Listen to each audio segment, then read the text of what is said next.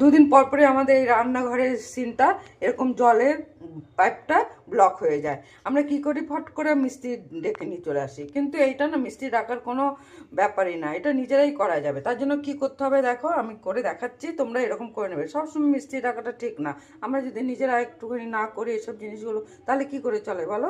এই জন্য আমি আজকে দেখাচ্ছি, তোমরা এইভাবে করে নেবে। এই যে এরকম একটা বোতল নেবে, হ্যাঁ, বোতলটা নিয়ে শুধু কিচ্ছু করতে হবে না, এই যে এখানটা মুখটা রাখবে আর এরকম পাম্প করবে। এই যে